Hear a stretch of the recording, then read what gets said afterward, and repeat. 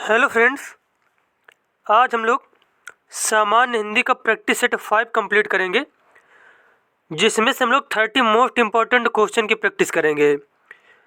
और जितने भी एग्ज़ाम होते हैं जिनमें से हिंदी पूछी जाती है, ये सभी के लिए बेहद ही महत्वपूर्ण है। और अगर आपको वीडियो अच्छा लगे तो चैनल को सब्सक्राइब करें, वीडियो को लाइक करें, कमेंट करें और एक कमेंट करके ज़रूर बताना इसमें से आपको कितने क्वेश्चन आ रहे थे।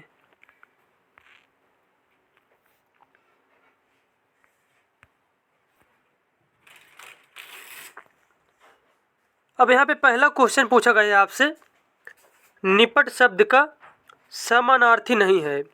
निपट शब्द का मतलब समान शब्द कौन सा नहीं है इसमें से, तो यहाँ पे निपटना जो है निपट शब्द का समानार्थी शब्द नहीं है, जबकि सरासर, बिल्कुल और एकमात्र ये तीनों जो है निपट शब्द के समानार्थी शब्द होते हैं। उसके बाद यहाँ पे दूसरा क्वेश्चन पूछा गया है, क्रिया विशेषण एक भेद है। क्रिया विशेषण भेद होता है अव्यय का। किसका होता है? अव्यय का भेद होता है।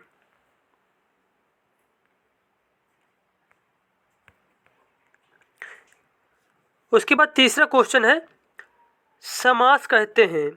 समास कहते हैं शब्दों के मेल को। शब्दों के मेल को समास कहते हैं। नेक्स्ट क्वेश्चन यहाँ पे पूछा गया है, बंदर का तत्सम रूप है। तो बंदर का तत्सम रूप हो जाएगा वानर। क्या हो जाएगा? वानर हो जाएगा। जबकि यहाँ पे जो मरकट है, कपि और हरि, ये तीनों क्या है? बंदर के पर्यायवाची हैं, लेकिन जो इसका तत्सम रूप है वो क्या हो जाएगा? वानर हो जाएगा।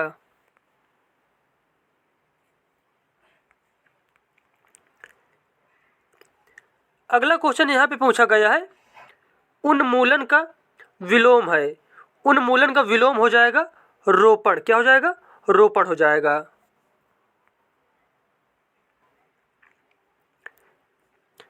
अब आपसे पूछा गया है, आंखों में गड़ना मुहावरे का अर्थ है।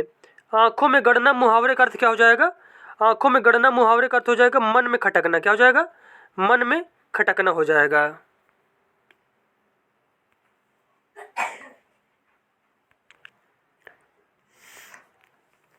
अब यहाँ पे 7 नंबर क्वेश्चन पूछा गया आपसे, जो युद्ध में स्थिर रहता है।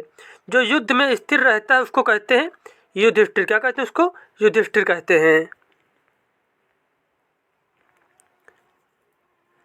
अगला क्वेश्चन पूछा गया है, कृदंत प्रत्यय। कृदंत प्रत्यय किन शब्दों के साथ जुड़ते हैं? कृदंत प्रत्यय जो होते हैं वो जुड़ते हैं संज्ञा के साथ में। किसके साथ में? संज्ञा के साथ में।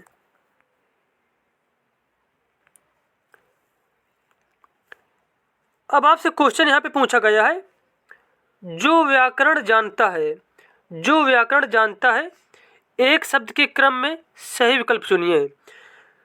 तो जो व्यक्ति व्याकरण जानता है उसको कहा जाता है वैयाकरण। क्या कहते हैं उसको? वैयाकरण कहते हैं।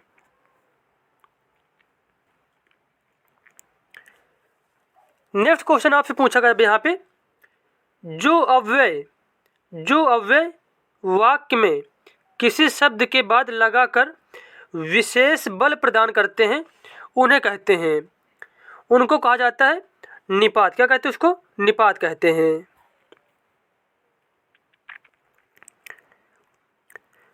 अब आपसे क्वेश्चन पूछा गया है, हिंदी वर्णमाला में ऊष्म व्यंजन कौन से हैं? हिंदी वर्णमाला में ऊष्म व्यंजन कितने होते हैं? 4 होते हैं। और कौन कौन से होते हैं? सा, खा, साहा। तो ये जो है क्या है? चारों यही ऊष्म व्यंजन होते हैं। अब आपसे यहाँ पे क्वेश्चन पूछा गया है, जो शब्द 2 वाक्यांशों, शब्दों और वाक्यों को जोड़ने का कार्य करते हैं वे हैं। तो उन शब्दों को कहा जाता है समुच्चय बोधक। क्या कहते हैं उनको? समुच्चय बोधक शब्द कहते हैं।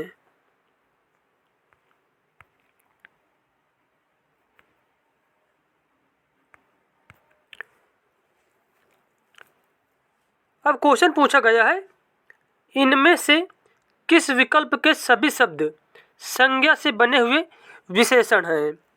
तो यहाँ जो शब्द दिए गए हैं इनमें से जो दैनिक है और अड़ियल है। तो ये दोनों शब्द जो दोनों शब्द हैं यह संज्ञा से बने हुए विशेषण हैं। ये क्या है दोनों?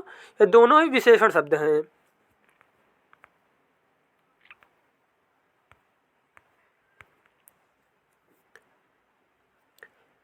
इनमें सर्वनाम से बनी भाववाचक संज्ञा है।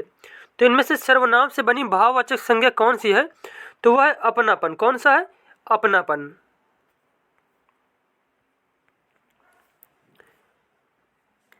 अब यहाँ पे क्वेश्चन पूछा गया है आपसे, इनमें क्रिया विशेषण से बनी भाववाचक संज्ञा है। तो क्रिया विशेषण से बनी जो इनमें से भाववाचक संज्ञा है वह हो जाएगा शीघ्रता। क्या हो जाएगा? शीघ्रता हो जाएगा। क्योंकि शीघ्र जब होगा तो क्या होगा? शीघ्र कोई क्रिया हो जाएगी और इसी से बना है शीघ्रता। तो ये क्या है? भाववाचक संज्ञा हो जाएगी।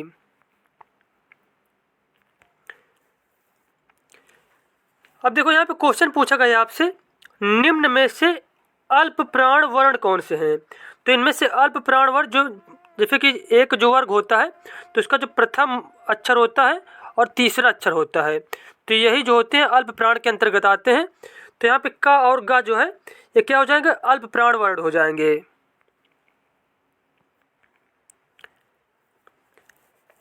अब यहाँ पे आपसे क्वेश्चन पूछा गया है, जिन शब्दों के अंत में आ आता है, जिन शब्दों के अंत में आ आता है उन्हें क्या कहते हैं? उन शब्दों को कहा जाता है अकारांत शब्द। क्या कहते हैं उनको? अकारांत शब्द कहते हैं।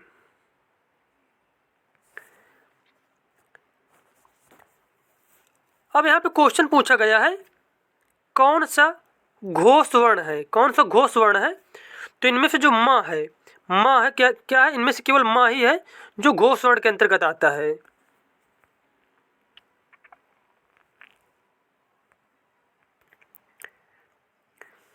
अगला क्वेश्चन यहाँ पे पूछा गया आपसे, यारा लावा व्यंजनों को कहते हैं। तो इन व्यंजनों को कहा जाता है अंतःस्थ व्यंजन। क्या बोलते हैं इनको? अंतःस्थ व्यंजन बोलते हैं।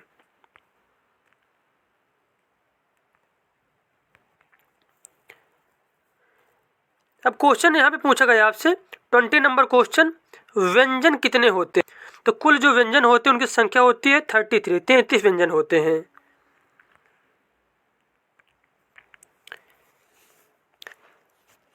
अब आपसे पूछा गया यहाँ पे, वह वर्ण जिसकी उच्चारण तालु से होता है उसे क्या कहते हैं? जिन वर्णों का उच्चारण तालु से होता है उनको कहा जाता है तालव्य वर्ण। उनको तालव्य वर्ग का बोला जाता है। अगला क्वेश्चन आपसे पूछा गया है, वर्णमाला किसे कहते हैं? तो वर्णों के व्यवस्थित समूह को वर्णमाला कहते हैं। वर्णों के व्यवस्थित समूह को वर्णमाला कहते हैं।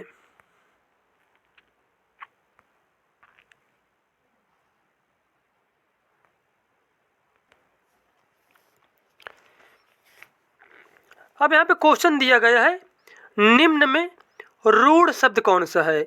इनमें से रूढ़ शब्द कौन सा है? तो इसका आंसर हो जाएगा यहाँ पे जो वैभव दिया गया है यह एक रूढ़ शब्द है।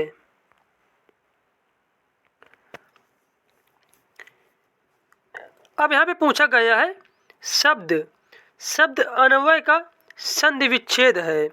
तो शब्द जो अन्वय है इसका संधि विच्छेद हो जाएगा। अब यहाँ पे जो अन्वय है इसका संधि विच्छेद हो जाएगा अनु प्लस अय हो जाएगा।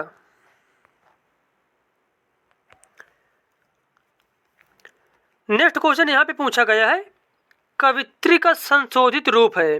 तो कवित्री का जो शुद्ध रूप होता है वो होता है कवइत्री। क्या होता है? कवइत्री होता है।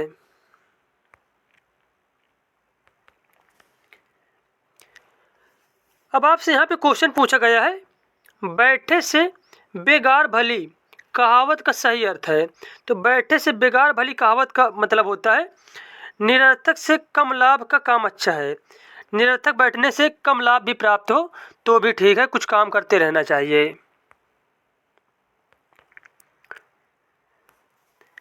अब क्वेश्चन पूछा गया आपसे, जिह्वा के आधार पर स्वर कितने प्रकार के होते हैं?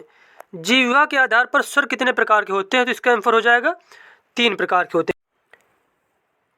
अब अगला क्वेश्चन आपसे पूछा गया है, निम्न में दीर्घ स्वर है। तो यहाँ पे एक क्वेश्चन थोड़ा मिस्टेक हो गई है, यहाँ पे क्वेश्चन होना चाहिए दीर्घ स्वर नहीं है। तो यहाँ पे दीर्घ स्वर कौन सा नहीं है?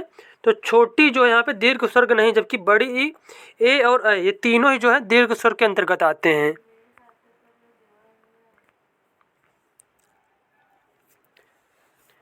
अब क्वेश्चन पूछा गया आपसे, मूल स्वरों की संख्या कितनी है?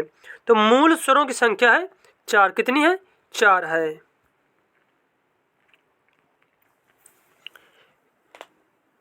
अब आपसे यहाँ पे 30 नंबर और लास्ट क्वेश्चन पूछा गया है, हिंदी भाषा में कितने स्वर हैं? तो इसका आंसर हो जाएगा, हिंदी भाषा में है 11 स्वर। कितने स्वर हैं? 11 स्वर हैं।